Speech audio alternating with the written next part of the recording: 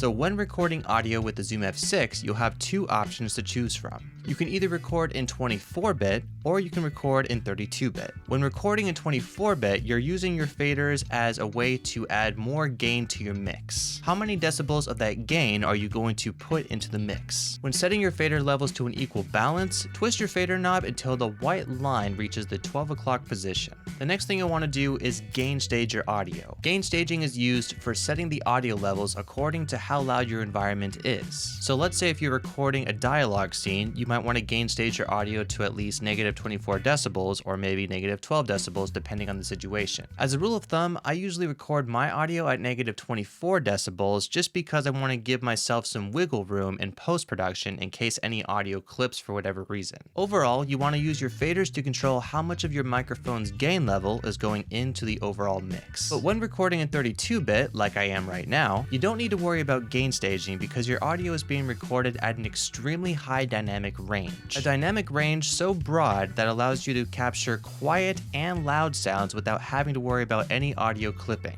Now, based on Zoom F6's website, 32-bit files take about 33% more memory than a 24-bit file. So imagine if you're to record 30 minutes to an hour of 32-bit audio. Definitely not the most ideal choice if you're trying to lessen the amount of storage you're taking up. However, I would say that it is convenient for videographers who are juggling multiple hats. So if you're a videographer focusing on your camera and you just want to make sure you're getting the right audio levels, that your microphone is in the right place, then 32-bit would help assist you in making sure that no audio levels were clipped, because they can't be clipped in 32-bit. And after doing my research between 24-bit and 32-bit, I've found that there is no distinct difference between either format when it comes to the audio quality. But like I said, 32-bit has a way broader dynamic range. To know when your fader is actually on and working, you'll see a red light next to it indicating that it's operating. Press the red dot on the bottom center of the Zoom F6 to record your audio. Now, if you're looking to record another file immediately after that recorded file, then press the record button again.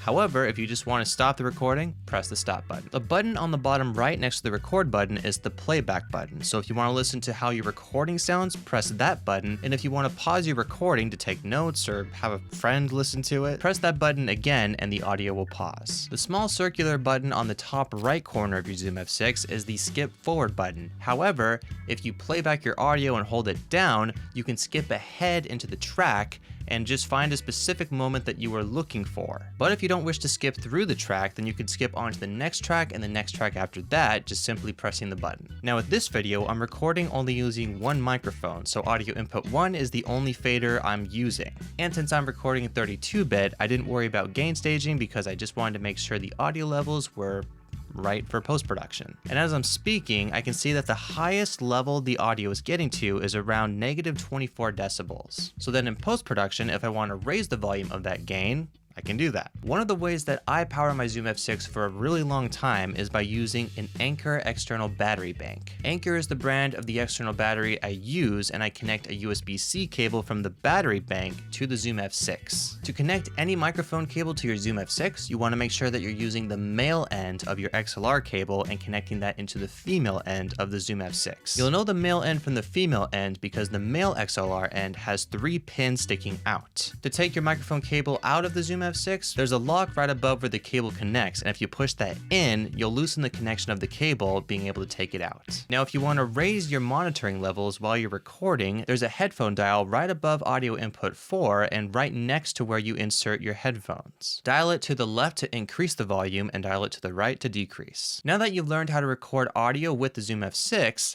how do you record multiple tracks of audio at the same time? Well, click on this video right next to me and I'll show you exactly how to do that.